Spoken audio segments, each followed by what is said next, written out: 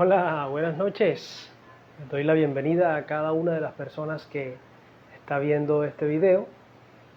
Les agradezco su presencia aquí en el directo y también les agradezco a todos aquellos que están conectándose en diferido. En esta noche vamos a estar siguiendo con nuestra serie de salud mental. Vamos para nuestro cuarto directo de esta serie, que bueno, para mí ha sido todo un reto porque son temáticas a las cuales he estado enfrentado indirectamente y también en algunos momentos directamente. Y hoy vamos a hablar acerca de un tema que en nuestra sociedad se está empezando a hablar, un tema que ha existido desde hace bastante tiempo, que ha sido una problemática que ha tocado a muchas personas, que ha tocado a muchas familias, que ha tocado el corazón de nuestra sociedad en muchos momentos, pero lamentablemente lo hemos ignorado. Y hasta el momento que se ha convertido en una, no sé cómo llamarlo, ahorita le preguntaré a mi amiga psicóloga cuando se conecte y esté con nosotros, de que ha sido algo que esta pandemia que hemos vivido, este encierro, este cambio tan drástico que hemos tenido, ha exacerbado y se ha dado un poco más a conocer. Pero todavía en las iglesias sigue siendo un tabú, un tabú. Lamentablemente estos temas todavía no se hablan, parece que se tuviera bastante miedo para conversarlos, miedo para hablarlos. Y esperamos que en esta noche el aporte que vamos a dar contribuya a la conversación, contribuya a hablar estos temas, a ser conscientes, a concienciarnos de que esto es una realidad.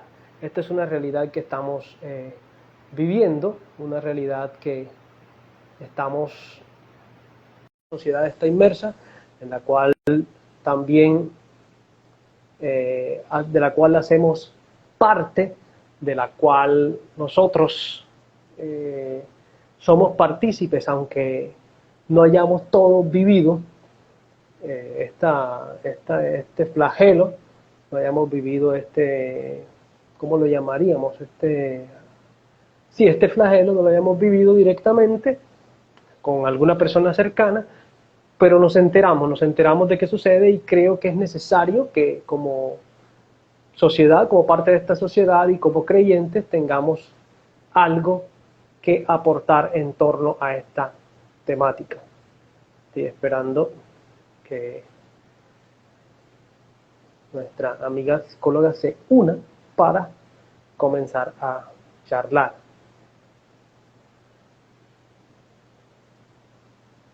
Gracias de nuevo, les doy por aceptar la invitación. Gracias porque realmente es para mí todo un honor que ustedes estén acá. Ya estoy dándole ingreso a nuestra amiga Luz Edi Rodríguez. Vamos a ver, un momentico, si Instagram nos deja hacerlo. Me gustaría saber si se está escuchando bien el audio, que los que están por acá, si están escuchando bien el audio. Ok, aquí estás. Llegaste. No. Sí, eso nos atropella. Nosotros los millennials más viejitos nos atropella esto. Sí. Así es. Siempre decimos, no, los millennials, pero los millennials somos nosotros. Los treintones, cuarentones que estamos acá. Luz Edith, gracias por aceptar la invitación, gracias por sacar ese espacio, por dejar a tus niñas solas por un ratico, dejarlas con el papá. Gracias también a Harold, que si va a ver el video, gracias Harold, porque quedarte con las niñas, sí, genial. Sí, porque es todo un reto no estar en familia en este lunes festivo. En Sincelejo, hoy está el clima súper raro, hace como un frío todo extraño, eso es para estar así chévere con las niñas, viendo una buena película a esta hora. Gracias por aceptar. Gracias por aceptar la invitación. Háblanos un poquito de ti. Háblanos un poquito acerca de tu carrera, de tu experiencia, de lo que has estudiado. Háblanos un poquito. Bueno, yo soy psicóloga, me gradué hace bastante, aproximadamente mm, más de 10 años. Y la experiencia, sí, bastante. Y la experiencia que he tenido ha sido principalmente en el área clínica. He tenido varios trabajos y ha sido principalmente en clínica. Clínica, sí, se conoce el concepto de clínica. Es Yo sí. atendiendo pacientes. Ajá, sí, exacto, atendiendo pacientes, principalmente. Porque hay otras áreas que se desenvuelven en el área educativa, otras en el área organizacional, deportiva, jurídica, muchas áreas. Yo en el área clínica, específicamente. Soy magíster en asesoría familiar, gestión de programas para la familia también. Eh, Me gusta mucho, tengo experiencia bastante con el trabajo educativo con los jóvenes, por unas actividades que he realizado con ellos en las instituciones en donde he trabajado.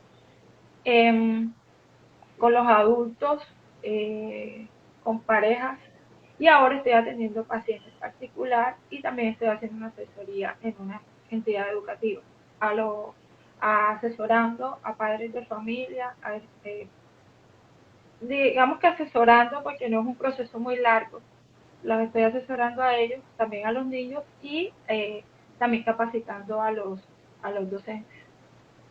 Genial, genial. Gracias, gracias por ello. Bueno, entremos en materia. Este tema es bastante largo y como decía en la introducción, antes de que pudiéramos conectarnos, yo estaba cruzando los dedos, que nos conectemos, que nos conectemos. Total. Decía que en nuestra sociedad hasta ahora, porque se ha habido una, no sé cómo llamarlo, una epidemia, por decirlo así, bastante que se ha aumentado el número de casos en suicidios y que se le está prestando atención. Pero en la iglesia todavía parece que lo tenemos que hace parte de esos Brunos. Yo digo que en la iglesia hay muchos Brunos. Aparte de mí, que tengo Así aspecto de Bruno. Una niña me dijo en una conferencia que parecía Bruno. Hace parte de esos Brunos, de esos tabúes de los que no se habla, porque pareciera que nosotros los creyentes no pueden o no podríamos vernos tentados o vernos inclinados a cometer este tipo de actos. Entonces, vamos a hablar un poco, puedes comentar primero lo esencial. Nosotros hablamos mucho del suicidio, el suicidio, el suicidio, pero ¿qué es el suicidio desde tu perspectiva psicológica? bueno, de hecho, mucha gente lo define, pero en sí, en palabras castizas o sea, para nuestro público que es variado, es sencillamente el acto de hacerse daño con fines de causar muerte, ¿sí? Siempre que sea algo predeterminado, ¿sí? Sea voluntario. Eh, hay Voy a destacar algunas cosas. Digamos que hay un trastorno psicótico y esquizofrénico, que en esos casos, ya lo voy a mencionar más adelante, en esos casos podría existir una conducta suicida de manera espontánea. Digamos que es los únicos casos que se conocen. De resto, un suicidio es algo predeterminado que generalmente se planea. Eh, Voy a resaltar algo que dice el Ministerio de Salud, y es que, digamos que el suicidio y la conducta suicida, porque el suicidio es cuando es consumado, ¿no? La conducta suicida incluye cuando es consumado, pero también cuando se ha intentado antes o se ha ideado. Dice que tiene tres categorías o digamos tres niveles, ¿sí? El primero es la ideación suicida, ¿sí? Es cuando en nuestra mente hay pensamientos de deseos de morir, de deseos de no existir, de tener algo, una situación tan grande que nos abruma demasiado y que no somos capaces de tolerarla y por lo tanto, pues, eh, eh, por lo tanto deseamos no vivir, ¿sí? Ahí es donde está el plan suicida, la ideación, cómo hacerlo, de qué manera hacerlo, todo ese proceso. Está el intento de suicidio, que es cuando la persona lleva a cabo ese plan, pero no tiene un final fatal, no fallece la persona, sino que no se logra el fin. eh, y está ya el suicidio, que es el acto suicida que lleva a cabo y que es la muerte más bien, es la muerte que se lleva con intención, voluntariamente, ¿sí? De hecho, el suicidio, el intento de suicidio es muchísimo mayor, mucho. Yo creo que más del 100% que los suicidios, ¿sí? Se habla mucho de los suicidios, sobre todo en las redes sociales, en los medios, nos hablan acerca del suicidio como tal, eh, pero es mucho mayor los intentos. Es más, a veces las personas que han cometido suicidio tienen antecedentes de haberlo cometido, de haberlo intentado en otra ocasión. Y como tú dijiste ahorita, que se le está prestando atención ahora, es que ya más o menos desde el año 2016 tiene, se registra, se hace una ficha y se notifica en el sistema de vigilancia de salud pública. O sea, ya es un asunto de salud pública. Entonces, sí, Wow. hace poco, pero sí se hace. Ya se Oh, reporta. bueno, hay avances, por lo menos, hay Uh -huh. avances, sí, porque ya no, entonces, ya en nuestra sociedad no es tan bruno este, este tema del, del suicidio. Sí, hay que utilizar lo que ven nuestras niñas, aprender de ellas. Sí, entonces, ¿qué factores se cree que desencadenan esa idea suicida que puede llevar o puede conducir a la consumación del suicidio? Bueno, mira, esa pregunta me gusta mucho por lo siguiente. Cuando nosotros conocemos sobre una persona que se suicidó, nosotros no pensamos, lo que nos dicen los medios es, se suicidó porque tuvo una pelea con su pareja, se suicidó porque peleó con los papás, se suicidó porque lo dejó la pareja, ¿sí? Se suicidó porque, o sea, digamos que es el detonante, ¿sí? Pero antes de eso hay un proceso que llega hasta ese punto, ¿sí? De pronto, bueno, la pareja que se suicidó porque el esposo la dejó o porque tuvo una pelea con el esposo, resulta que eso puede ser un proceso antes de violencia, de maltrato, de infidelidades, de situaciones que lo llevan a ese punto. Sí, entonces quisiera hablar en términos generales porque voy a como resaltar la parte de la familia y la de salud mental. En términos generales, las personas que ven esto o que lo van a ver en diferido, porque sí sé que hay mucha gente que lo ve en diferido, si vieron el live o si no han visto el live de mi colega Lina, que no la conozco, pero fue la que hizo, Lina, ¿cierto? Fue la que hizo el live anterior de la depresión. Véanselo porque es buenísimo. De hecho, yo cuando lo vi, yo lo primero que le dije a Armando fue, nos abrió la puerta en infinidades y el que se lo vea, o sea, va muy adelantado. ¿Sí? Entonces, digamos que en términos generales, iniciemos por las enfermedades físicas. Hay personas, la pregunta voy a recordar porque como hablé mucho, antes de la pregunta de regularmente, ¿qué factores desencadenan, cierto? Este acto. Eh, Podemos tener las enfermedades físicas que son dolorosas, que son terminales, que generan un cambio en la dinámica familiar, sobre todo cuando, por ejemplo, son padres proveedores, que cómo queda la casa, ¿cierto?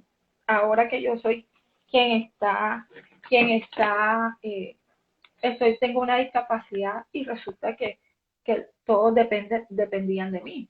Entonces, eso podría ser llamado personas que pierden la vista, personas que pierden la movilidad de algunos de sus miembros que necesitaban para trabajar. También el tema económico, las deudas, ¿sí? Problemas de desempleo. Cuando las personas solo tienen un ingreso y ese ingreso o son despedidos ahora con pandemia, miles de cosas que se vieron. Eso también puede afectar. En el empleo, si tenemos empleo, sufrir de pronto de acoso laboral por nuestros compañeros, por nuestros jefes. He visto muchos pacientes cuando las atendían en embarazo, eso afectaba o sea, se cambiaba el ambiente laboral, inmediatamente quedaban en embarazo. ¿Sí? Digamos que como que los jefes lo veían como una amenaza. Entonces, eso también. A nivel académico, dos cositas que puedo como resaltar. Primero, el tema académico en el colegio. El tema académico, eh, desde la perspectiva del acoso, como es el bullying, ¿sí? Escuchábamos mucho en un tiempo sobre el tema, que iban a trabajar sobre eso, pero ya se ha disminuido mucho eso. Ya no he vuelto a escuchar temas de prevención ni nada sobre eso, y eso también hay que prestarle mucha atención, ¿sí? También lo voy a mencionar porque sé que seguro me lo vas a preguntar. Entonces, eso del bullying, también la sobreexigencia que se le hacen a los estudiantes. Mm, Eso, a veces las mismas familias, son exigentes, sobreexigentes con el tema académico, ¿sí? Y a veces nos enceguecemos en que puede que nuestro hijo no tenga la capacidad cognitiva para cumplir con esto, el plan académico, con todo lo que se le da en el colegio, ¿sí? Y cometemos el error de no hacerle una valoración porque decimos nuestro hijo es completamente normal, ¿sí? Hay personas que no son buenas en la parte intelectual, pero a nivel de habilidades musicales, de arte, son muy buenas a nivel motor, deportivo. Entonces, tendemos como, digamos, como a eso, a sobreexigir, ¿sí? Están también las enfermedades psicosomáticas. Psicosomáticas tienen que ver con la psique, con la mente y también con el cuerpo, ¿sí? Son enfermedades que se dan por estrés, por problemas sí, de ansiedad, problemas depresivos que se reflejan en nuestro cuerpo. Y también son enfermedades que agravan un un problema médico. Por ejemplo, la diabetes, ¿sí? Hay diabetes emotiva que cuando te estresas es cuando se te sube el azúcar, que cuando te estresas se te sube la presión, ¿sí? Las cefaleas por estrés también. Entonces, ese tipo de cosas podrían estar desencadenando cuando no se elaboran bien. El estrés, Rafa, que fue el primer live hace 2 lunes, hablaba sobre la ansiedad, que ya la voy a mencionar de a poquito, pero el estrés, cuando no es bien manejado, se puede convertir en ansiedad, ¿sí? El estrés es bueno porque el estrés, si uno no sufre de estrés cuando está estudiando, cuando está trabajando, uno se vuelve flojo y no responde a su estrés, su trabajo, ¿cierto? Pero cuando nosotros manejamos bien ese estrés, cumplimos, hacemos. Pero si nos llevamos ese estrés para la casa, eso nos puede impedir dormir, y muchas otras cosas, hasta falta de concentración porque estás estresado por lo que tienes que entregar y no tienes cabeza para nada más. Entonces, el estrés cuando no se maneja bien. Mm, mm, Hay unas características a nivel de personalidad, por ejemplo, los bajos niveles de autoestima, la impulsividad, la agresividad, también pueden llevar a eso. Eh, en cuanto a la personalidad, eso. Ahora, hablando en temas familiares, ¿qué cosas desencadenan a nivel de familia para que una persona cometa suicidio? Yo creo que ahí es lo más importante, desde la casa, empezar desde la casa, porque es nuestra primera escuela. En la casa, familias disfuncionales, los niños que siempre han visto maltrato y violencia en su familia. De pronto físicamente no, pero sí una mamá que ha sido sometida por su esposo, o que los papás que dicen, es que la única forma de que él me entienda es cuando le pego. Entonces, eso también, eh, separaciones mal manejadas, hay un fenómeno que se llama la alienación parental, que es cuando los papás ponen, cuando al separarse ponen en contra al niño del otro papá, ¿sí? No manejan bien eso. Cuando en la familia hay una enfermedad o se ha diagnosticado una enfermedad crónica en uno de los dos familiares, si algún familiar ha tenido antecedentes también del suicidio, si hay antecedentes psiquiátricos, no hay que sea determinante, pero sí hay que prestarle atención, ¿sí? Enfermedades psiquiátricas como la ansiedad, la depresión, que también la voy a mencionar, mm, cuando estamos lejos de la familia, ¿sí? Estamos en otra ciudad, en otro país, por trabajo, por gusto, por lo que queramos, y en esa ciudad no encontramos o no tenemos un grupo de apoyo, una persona con la que tú te sientas calmada, tranquila, con la que te puedas expresar, eso también puede también ser un desencadenante. Y en cuanto a la salud mental, quisiera empezar por las dos que ya estuvieron viendo, que es la ansiedad. Yo creo que no los escuché a ninguno de los dos, no sé si me equivoqué o si no presté atención en ese momento. Hablaron sobre el trastorno mixto, que es ansiedad y depresión. Imagínate, si la ansiedad sola es tenaz, si la depresión sola es fuerte, ahora imagínate los dos juntos. Entonces, el trastorno mixto de ansiedad y depresión, la depresión como tal, recuerden que los criterios diagnósticos o las características principales de una depresión es el estado de ánimo bajito, tristeza todo el día, ¿sí? Eh, eh, falta de interés por hacer las cosas que más nos gustan, como por ejemplo, el que iba al gimnasio ya no va, el que le gustaba salir a caminar ya no va, eh, el que le gustaba salir con los amigos y no sé, hacer cualquier actividad ya no va.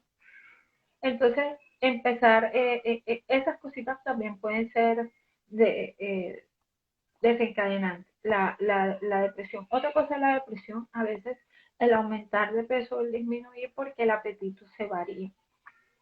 Hay personas que en el apetito se le, se le disminuye y baja muchísimo de peso, ¿cierto?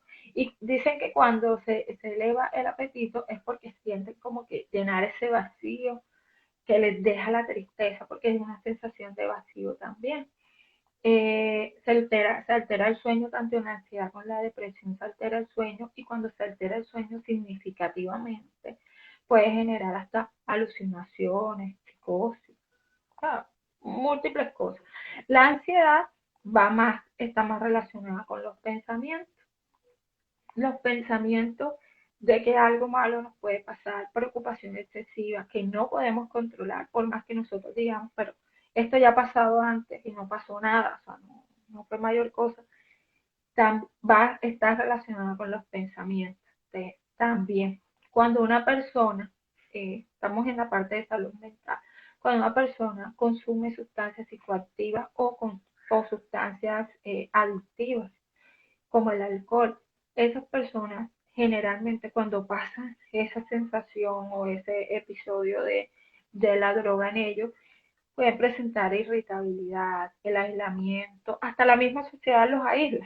O sea, ellos se aíslan y la sociedad también los aísla. Entonces, aislamiento social, psicosis también. Psicosis es sencillamente estar alejado de la realidad. Y eso atrae también alucinaciones visuales, auditivas. Claro, si a ti te están diciendo, si tú estás escuchando una voz que te dice a ti, hazte daño, no sirves para nada, ahí está también lo que hablábamos de los pensamientos. Hay un trastorno que a veces se escucha mucho por ahí, que es el trastorno límite de la personalidad. No sé si tú con todo lo que has leído y que te gusta todo eso, habías escuchado. Más o menos, sí, ¿no? Más o menos lo he escuchado. Marian Rojas, psiquiatra, lo toca Ajá. en uno de sus libros. Bueno, ese es como muy popular. ese trastorno. Resulta que el trastorno límite de la personalidad es una inestabilidad crónica a nivel emocional. Por lo tanto, en las relaciones, consigo mismo, es una persona que se siente muy culpable, muy insegura, pero también muy impulsivo. Entonces ahí está la gravedad de esa parte. Entonces, esos serían algunos, yo creo que mencioné bastante, bastante desencadenantes de eso. Sí, sí, mencionaste bastante y ahí implícitamente nos diste pistas de la siguiente pregunta. La siguiente pregunta es, ¿a qué grupo etario ataca este, cómo lo podemos llamar? Flagelo, síndrome, trastorno. Sí, toditas las anteriores. Ok. A qué grupo etario? ¿Solamente a adultos? ¿Solamente a jóvenes? ¿A niños? En qué grupo etario se ven estos casos de conductas suicidas y de suicidio? Bueno, no hay uno específico. De hecho, así como la depresión que se puede presentar en niños, como ya Lina también lo manifestó en la anterior consulta, que digamos los niños son diferentes con las manifestaciones, más que el aislamiento lo hacen con irritabilidad, con molestia, con conductas inadaptadas, digámoslo así, o desadaptativas. Entonces, se puede ver en cualquier edad, ¿sí? El deseo de morir. En cuanto al suicidio como tal y a la planeación, principalmente, dicen los estudios, aunque no hay unas edades específicas, más o menos adolescentes, jóvenes y en la vejez.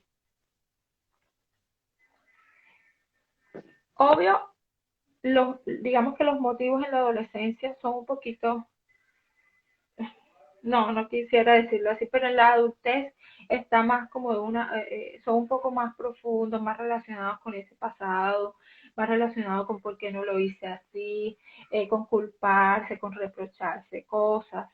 Sí, digamos que los motivos es lo que varía, pero en todas las edades se puede presentar. Ok, ok, ok, interesante eso.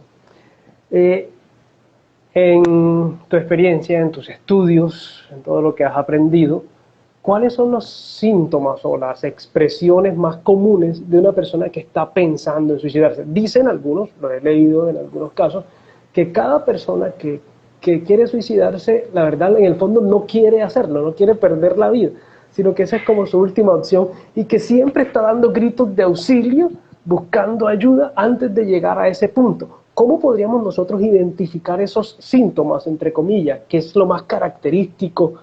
Yo sé que hacer un estándar es complicado, pero debe haber algunos casos o algunos estudios que nos muestren algunas características similares en los casos que se han estudiado. Bueno, mira, no, como tú dijiste, sí podría verlo, pero resulta que no siempre son evidentes estos síntomas. No siempre las personas lo muestren. Que los muestren, digamos que nos ayuda mucho porque cualquier persona puede darse cuenta y alarmarse y mirar y buscar ayuda, ¿cierto? No siempre es evidente, pero sí hay algunas cosas, como por ejemplo hablar acerca de la muerte, expresiones como por ejemplo, preferiría no estar vivo, es mejor si yo no existiera, cómo sería la vida si yo no estoy. Hay personas, de hecho, que al mostrarlo, por ejemplo, hay personas que se despiden, hay gente que termina contando las historias, no, es que él vino acá y casi nunca venía, él vino, me abrazó y me dijo, todas esas conductas también pueden verse y leerse y prestarles atención. Eh, bueno, el despedirse, el entregar sus cosas y regalarlas a veces sucede también, que como entregar, dando su herencia, como repartiendo su herencia en viva y entregando. Eso también puede manifestar. Los cambios también, como decíamos, en el estado de ánimo. Un día está tranquilo, otro día de pronto enojado. Los cambios en el estado de ánimo. Y también, ahí están escribiendo, y también eh, los cambios en la alimentación y en el sueño. Las personas que se preocupan, que tienen estas ideas cuando pasan por depresión, duermen mucho como para evitar afrontar esa situación, ¿sí? Y también lo contrario, la actividad, la ansiedad hace que también nosotros no podamos dormir de la preocupación, de estar pensando, hasta de estar pensando en lo que vamos a hacer, de cómo va a quedar mi familia, eso también, sí. Wow. No recuerdo ahorita otra cosa, pero eso, básicamente. Complicado entonces el tema, ¿cierto? A veces uno ve esos síntomas solamente en retrospectiva, como me pasó a mí, como lo conté en mi catarsis, Exacto, total. haciendo arqueología mental fue que me di cuenta de que sí, hubo síntomas, y como dije, esa persona que se acercó a mí como profeta del pasado a decirme, ella había comentado esto y esto y esto, pero, ajá, era hace 24 años, 1998, si hoy no se habla mucho del tema, imaginémonos nosotros hace 24 años cuando sucedió lo que sucedió con mi mamá, que eso era mucho más tabú todavía aún en nuestra sociedad. Entonces, ¿cómo crees tú que podríamos nosotros desde nuestra cotidianidad, desde nuestro día a día, luchar contra este flagelo? Aparte de esto que estamos haciendo, que es dando a conocer la existencia del flagelo, que es dando a conocer de que, hey, no somos inmunes, todos y cada uno de nosotros estamos expuestos a padecer algo que detone esa idea suicida, que nos lleve a tomar ese fatídico paso. ¿Cómo crees tú que desde nuestra cotidianidad podríamos nosotros tratar de combatir este flagelo? Bueno, voy a mencionar algo que, como tú dices, cotidianidad, nos referimos a todos, ¿cierto? Quisiera mencionar inicialmente a la iglesia, ¿sí? Porque la iglesia es un fuerte protector en el suicidio, o sea, en la conducta suicida, pero no en la ideación, ¿sí? No, como personas religiosas o personas espirituales, podemos tener esos sentimientos de no sentirnos suficientes o de sentir el sentido de vida disminuye, ¿sí? Pero nos agarramos de nuestras creencias y eso puede fortalecer el no hacerlo, el quedarnos quietos, ¿sí? Aunque lo hayamos pensado, aunque a veces pensemos que es mejor que el Señor nos lleve, ¿cierto? Que el Señor venga por mí pronto.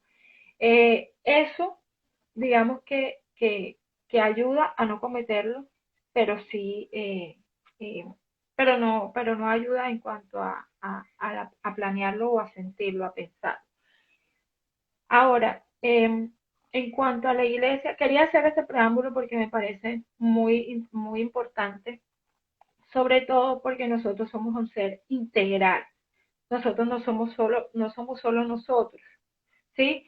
Sino que somos un ser espiritual, somos un ser personal, individual, somos un ser familiar, somos un ser social, un ser económico. Entonces, cuando una de estas áreas, digamos que se ve afectada, las demás también lo hacen, ¿sí? Cuando estamos sin empleo, nuestro estado de ánimo, a veces llevamos también peleas a la casa, a nivel académico nos rendimos, entonces todo digamos que está relacionado. Entonces por eso menciono también esa parte espiritual.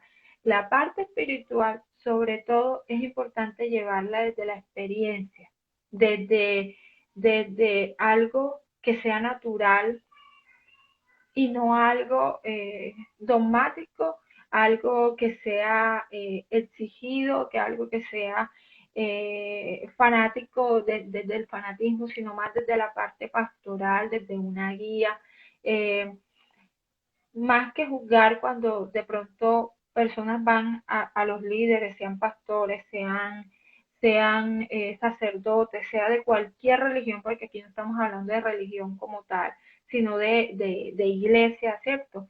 Eh, Más que eso, cuando van personas como a hablar sobre el tema, no disminuyamos eso que está pasando y como decían ustedes en el live, creo que fue con Lina, que decían, todo lo puedo Cristo que me fortalece.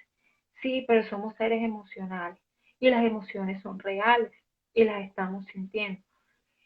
Si yo voy donde Armando y le digo, Armando, es que yo me estoy sintiendo muy triste, y Armando me dice, la tristeza no es de Dios, o es que la tristeza, pues ya te vas a poner bien, tienes que cambiar ese pensamiento.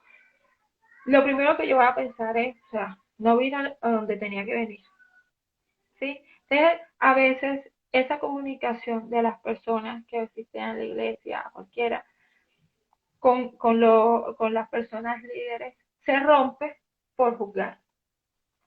Y eso aplica para todos, todo el mundo, los orientadores escolares, a nosotros como personas, como papás, como hijos, todo eso está ahí también relacionado con el no juzgar. Sí, si se puede en las escuelas, si se puede a nivel de iglesias también. Tener grupos de apoyo para hablar sobre temas, de pronto no específicamente eso, pero sí del estado de ánimo, de la ansiedad, de la depresión, de todas estas emociones y sentimientos que se dan, también sería excelente. En cuanto a la parte educativa, eh, el tema del bullying, seguirlo trabajando, seguir educando más que desde lo académico, lo escolar, también trabajarle desde las emociones, desde el respeto para la vida, ¿sí? Entonces eso también. Otra cosa que también podríamos, bueno, desde mí como persona, cómo evitar de pronto si estoy teniendo alguno de estos pensamientos, qué podemos tener? Primero conocernos. A veces andamos en piloto automático, ¿sí? Piloto automático es que la vida te lleva a ti, no eres tú el que lleva la vida, ¿sí? No te conoces, no, llegaste a la casa enojado y realmente no sabes por qué llegaste enojado y le respondiste mal a tu esposo, le gritaste a tus hijos y resulta que tus hijos no era suficiente para hablarles así. Eh, Ser más consciente de nuestra vida, de nuestras emociones, la inteligencia emocional es algo que trabajo mucho sobre todo con los jóvenes y con papás, porque ahora hay una cosa muy bonita que se llama crianza respetuosa. Entonces, la crianza respetuosa se habla mucho sobre la inteligencia emocional, tanto para nosotros como para educar. En cuanto a nosotros, para seguir con lo que te estaba diciendo, ¿cómo nosotros también podemos evitar eso? Educándonos, ¿sí? Cualquier persona que conozca sobre el tema, que se eduque sobre el tema, puede contribuir a prevenir y también a detectar si alguna persona tiene conductas, este tipo de conductas. Por esto, bueno, estos likes que estás haciendo y compartirlo y recompartirlo en diferido, porque la gente no le presta atención sino hasta que le pasa a un ser muy cercano. Entonces, es bueno conocer esos detallitos que uno puede contribuir en eso. A mí, si consumo algún tipo de sustancias que nosotros sabemos que son perjudiciales, como sustancias psicoactivas o el licor en exceso, este, esto también sería importante empezar a disminuirlo o buscar ayuda en cuanto a ese tema. La inteligencia emocional también. En la familia, nosotros somos padres y como padres traemos digamos, como una cultura de crianza que era a los golpes. A mí me pegaron hasta decir no más, ¿cierto? Y hay mucha gente que dice, no, sí, es que con razones.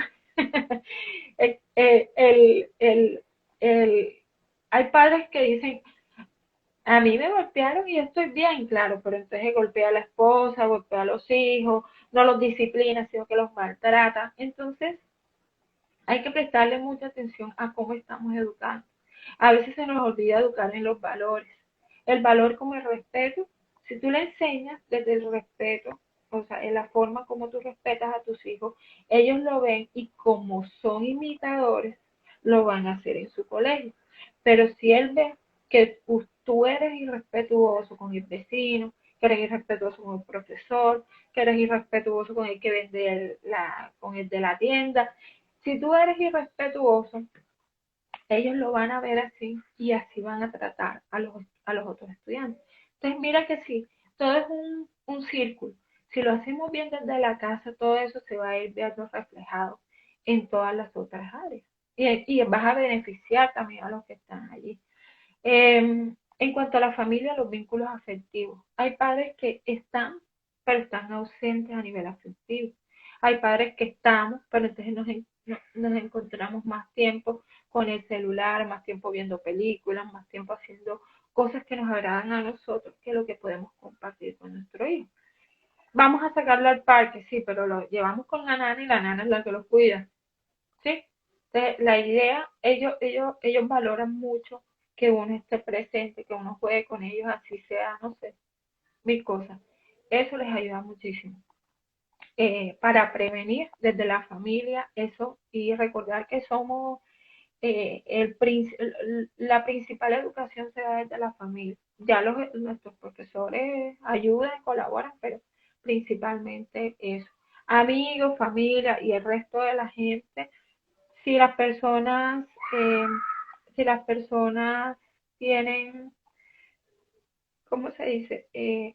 Ven conductas extrañas en, en las redes sociales.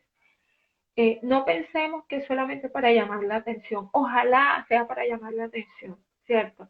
Pero si ven, por ejemplo, que un sobrino con un amigo, que alguien escribió algo raro, algo sobre la muerte, que quiere morirse y cosas así, a la hora que sea, lo importante es también informar y prestarle mucha atención a eso, ¿sí? No hacernos ajenos a que, ay, el psicólogo un día antes que una expresión, pero yo no lo vi, no le di importancia. Hay que darle importancia a eso. Sí. Wow, Estar atentos. tremendo, tremendo eso. Gracias. Mira, hablaste bastante y ya te adelantaste un poquito a la siguiente pregunta, que Ajá. es, con esto último que dijiste, cuando ya identificamos ideas suicidas en una persona, ¿qué consejos nos das para acompañar a esa persona? Porque a veces, listo, uno identificó, no tiene a quién acudir. ¿Cómo hacemos nosotros para acompañar a esa persona? Me gustó mucho lo que dijiste de no juzgar. Yo creo que eso es importantísimo, no solo para el tema del suicidio, sino para cualquier tema, porque a veces lo que hacemos en vez de ayudar a una persona es acabárnosla. A veces algo que he visto yo es la falsa empatía, esa falsa empatía de nuestra comodidad y de nuestro bienestar, decir, ah, pero eso le pasa a todo el mundo. Uy, no sé qué pensarás tú de eso, pero ese dicho a mí me revuelve todo, de que, ah, no, eso le pasa a todo el mundo. Yo creo que eso es una falsa, yo lo llamo falsa empatía. No Ajá. sé, Perdón. sí, no. Sí, mira, eso.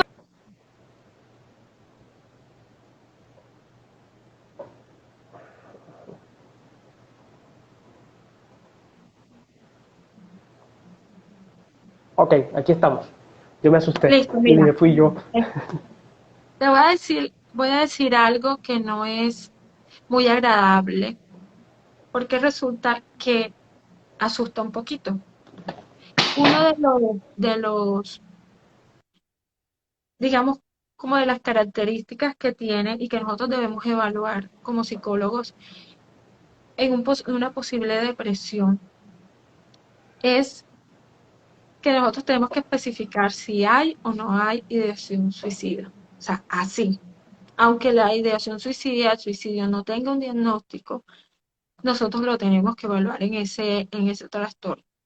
Entonces, ¿qué debemos hacer? Si la persona está hablando o nos abre un espacio, ¿cierto? Para hablar o decir estoy muy triste o estoy frustrado y algo que no me gusta. Si podemos y vamos viendo y vamos detectando, podemos hacerle la pregunta libremente. ¿Has pensado en no querer vivir? ¿Has pensado en hacerte daño? Sí, porque uno dice, no es que si se lo pregunto, después eso lo motiva y lo hace. No, eso no lo va a motivar. No, no es uno de los detonantes, para nada. Pero eso te abre un espacio para que, un espacio para la expresión. Eh, a veces nosotros lo que hacemos es que no guardamos eso porque es que hablar de eso está mal o que no. Lo que sucede con el duelo, ¿cierto? Uno escucha decir lo que te pasó a ti.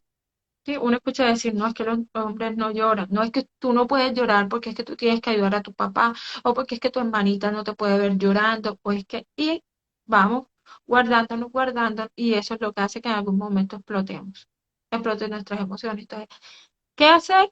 Primero, preguntarle y ser consciente de que sí es así, que sí están, que sí, que sí han pensado acerca de la muerte, ¿sí? Eh, lo otro es brindarle ese acompañamiento desde la empatía, como tú estabas diciendo, la falta de empatía, no, desde una empatía genuina, preguntarle, más que como decirle eso de que no, es que eso le pasa a todo el mundo, es que eso no es tan grave, para esa persona lo es. En ese momento lo es y las emociones, aunque no sea racional, aunque uno diga, "Uy, o sea, ¿cómo no se le ocurre pensar eso?" Él se lo cree. Y si se lo cree, es, eh, eh, es peligroso, ¿cierto? Entonces, eh, lo que podemos hacer es hacerle preguntas como, ¿qué es lo que te ha estado haciendo sentir tan mal? ¿Por qué te sientes tan mal? ¿Qué ha sucedido? Eh, ¿En qué te puedo ayudar? ¿Sí? Jamás cuando sepan que la persona ha tenido ideas o ha tenido pensamientos suicidas, jamás le prometan que lo van a ocultar o que le van a guardar el secreto. ¿Sí? Ustedes apóyanlo, compréndanlo, manifiéstenle que lo sienten, que realmente es una situación que para ellos, que a nosotros también nos afecta de cierta manera porque debemos conocerlo. Pero nunca, nunca le digan, no se lo voy a decir a nadie. Tenemos que decirlo. ¿Sí? Si nosotros tenemos que notificarlo, porque nosotros tenemos que notificarlo cuando viene un caso de eso. Ahora imagínense un amigo, una amiga, la hermana, el papá, y obviamente hablar con las personas cercanas. Si está pasando por una crisis, llevarlo a la clínica.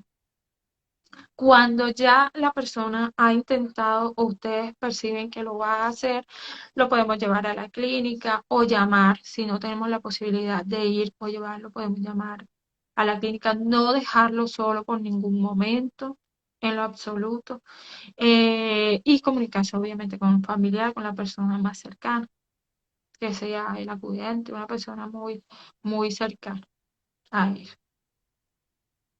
Ok, gracias. Sí, eso es muy importante esto porque a veces nosotros subestimamos cuando alguien nos dice esto o no sabemos cómo actuar. Lo que hacemos es juzgar y alejarnos, como quien dice, no, este no se va a morir conmigo, que yo mejor me voy y lo dejo solo y que vaya a hacer lo que sea, ¿cierto? O Y miedo, también lo miedo que, de que no sabemos qué decirle. Es mejor no decir porque a veces cometemos errores, pero acompañarlo es suficiente. ok, eso pasa entonces como también como con el duelo. ¿Cierto? Porque a veces en el duelo uno no sabe ni qué decir. Yo todavía sigo preguntándome si alguien tiene, por favor, ahí al país lejano, al interno o en cualquier publicación escrito, ¿qué significa pésame? Pésame. Todo el mundo dice eso, sentido pésame. ¿Y qué rayos significa eso? ¿Qué significado Sí, profundo tiene eso? el manejo Entonces, del duelo, bueno, en nuestra cultura es también, voy a aprovechar que lo acabas de decir porque eh, recuerdas, no sé si recuerdas lo que yo te dije cuando compartiste lo de tu escrito. Ya yo lo sabía, ¿no? Claro, obvio.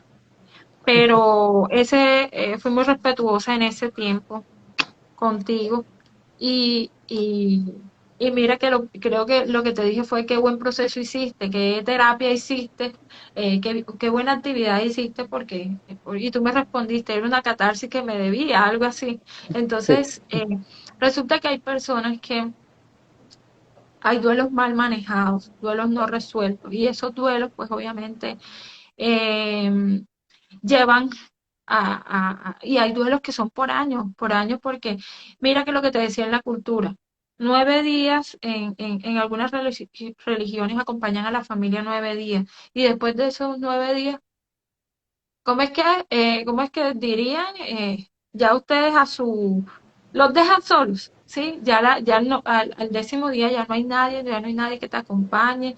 En el trabajo también dan, creo que son como 5 días por duelo. No estoy diciendo que se tiene que extender, sino que es un ejemplo para darse cuenta que decir ya, que 5 días fue suficiente para que tú te terminaras ese duelo, y ya fue suficiente, ya está funcional, ya tienes que continuar. Entonces, nuestra cultura también no colabora mucho. Yo creo que este es un tema también que deberíamos dedicarle otro live. Me gustaría invitarte a ti y a otros amigos para hablar de este tema. Yo creo que en Instagram ya se pueden 4 personas. Antes se podían solo 2, ya se pueden 4, entonces podríamos hacerlo contigo y Súper. otros amigos para hablar de esa temática, porque este es otro Bruno. Otro Yo Bruno creo que, total. yo creo que Disney nos va a demandar de tanto hablar de Bruno por acá. Sí, este es otro tabú, el duelo, listo, como tú lo dices, ya te acompañamos, bueno, los que lo practican, te acompañamos 9 noches, te damos 5 días, llegamos a tu casa, te damos el pésame, con eso te consolamos y ya tienes que estar bien, ya tienes que estar bien, ya no puedes llorar, porque mira, si no puede estar triste un corazón que tiene a Cristo, no puedes llorar, no puedes lamentarte, no puedes hacer tal cosa, no, pero ¿cómo vas cómo dicen algunos, a, a albergar ahí, a alojar ese sentimiento, tienes que sacarlo, porque todo lo puedes en Cristo que te fortalece, y le metemos un montón de versículos y barnizamos la cosa de piedad, pero lo que estamos haciendo es juzgando a la otra persona y no ayudándole en nada. Y así también lo hacemos con el tema del suicidio. Así lo hacemos a veces con el tema del suicidio.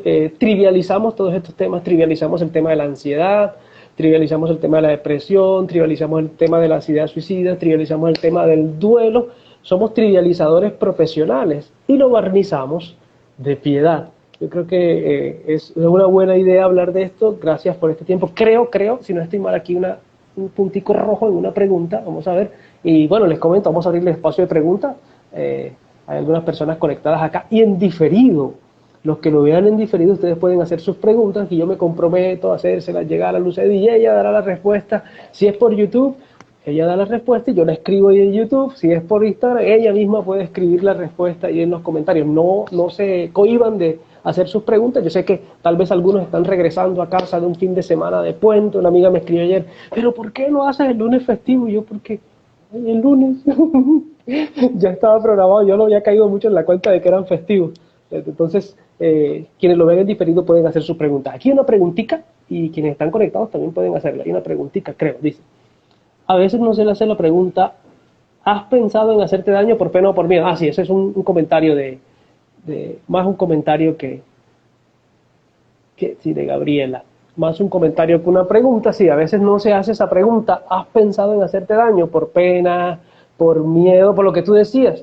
No, a veces uno se cohíbe de hacer la pregunta porque no, le voy a dar ideas y lo vas a hacer, pero no, no, realmente no pasa Sí, de esa no, manera. es que nos pasa. Se supone que como profesional de la salud, o sea, asumir lo que debíamos hacerlo porque era una obligación. No era fácil. Imagínate ahora un amigo que qué tal que yo le pregunte y él me deje de hablar porque yo le estoy haciendo esta pregunta, o lo vaya a motivar a hacerlo.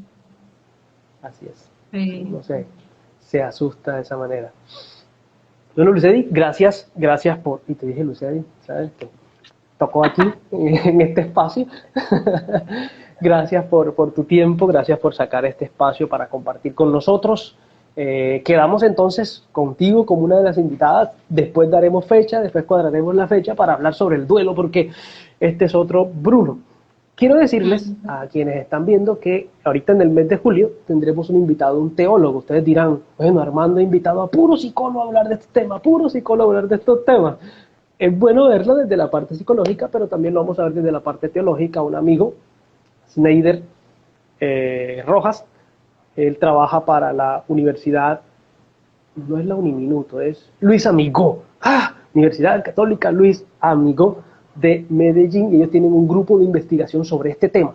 Ellos sacaron un libro sobre este tema que lo tienen gratis en la página de la universidad, El suicidio, una mirada integral e integradora, si no estoy mal, así se llama el texto, y mi amigo Snyder escribió un artículo o un capítulo de este libro que se llama Espíritu Educación y habla acerca del rol del acompañamiento de nosotros pastoral con las personas que están viviendo este flagelo. Entonces él va a ser uno de nuestros invitados y ya podrán decir, por fin una persona que hable de la Biblia, porque muchos todavía desprecian la psicología como parte de la ayuda, y yo creo que Dios, sí, Dios en su multiforme gracia nos permite estudiar, nos permite conocer, nos permite abrirnos, y tanto la medicina, como la psicología, como la economía, como la filosofía, todo eso puede aportar para que vivamos una vida, o como tú lo comentaste, una espiritualidad plena,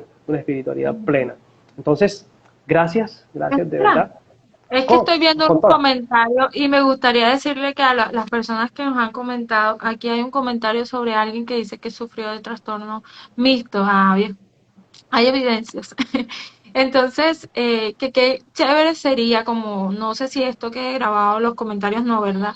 Que cuando lo subas a YouTube, comparta ese comentario. Ella es Gaby, sí. Sería bueno que las personas que están comentando, hay unas que dicen que hoy justamente compartieron sobre el tema y que qué bueno, eso sería bueno porque eso también, las personas que lo ven en diferido de pronto no alcanzan a mirarlo y eso también es importante. Sí, yo he Se visto me olvidaba. algunos comentarios de Sí. YouTube muy chéveres, Sí. muy chéveres donde uno aprende muchísimo. Sí, compartir ese tipo de experiencia y generar comunidad es muy importante. Sí, en YouTube, en el canal del País Lejano, yo vi unos comentarios muy buenos, muy enriquecedores. Les invito a que se pasen por allá. No es publicidad para el proyecto, pero pásense por allá. Lucedy, ¿cómo te encontramos a ti, a tu proyecto? Estás conectada desde tu Instagram personal, pero yo sé que tú tienes un proyecto por allí donde compartes algunas cositas, algunos tips. ¿Cómo te encontramos en Instagram? Sí, mi nombre es difícil. ¿Será que lo puedo escribir aquí? Luz Claro. Luz, Luzeddy Rodríguez. Ok. De todas maneras, ahorita, Creo que es así, no sé. ahorita en las historias de aquí del País Lejano voy a colocarlo allí, te voy a etiquetar para que cualquier persona que quiera seguir conversando contigo, quiera seguirte en tu red social donde nos ilustras, donde nos hablas, y aprovechen que por ahora es gratis, de pronto ya va a cobrar más adelante para que entre a cada publicación cuando Instagram lo permita. Aprovechemos ahora que es gratis y que podemos ver todos esos consejos que ella nos da ahí en su proyecto de Instagram. Entonces podamos también nosotros tener esta oportunidad de aprender más. Lucedy, gracias. Listo. Gracias a cada uno de los que está viéndolos en directo. Los que se unieron y se salieron, los que se unieron y se quedaron, y a los que van a verlo en diferido tanto aquí en Instagram como en YouTube. Gracias a cada uno de ustedes. No olviden compartirlo. Por ahí yo tengo en mi WhatsApp, yo sé que yo los tengo aburridos a mis amigos que son mis contactos de WhatsApp, porque este man nos envía los lunes el link de YouTube. Yo creo que muchos quieren demandarme por invasión a la privacidad, pero creo que todo este esfuerzo vale la pena porque hay que dar a conocer esto. Hay que dar a conocer esto, y creo que es una de las misiones que el Señor nos ha encomendado en la vida, a ti como psicóloga, a mí como teólogo y sobreviviente de un suicidio. Entonces, gracias Lucedy, gracias Harold, espero que Harold vea esto, gracias chicas, gracias pequeñas, gracias, y gracias. Entonces, que el Señor les bendiga, un abrazo a cada uno de ustedes, que estén muy bien, chao. Gracias, chao.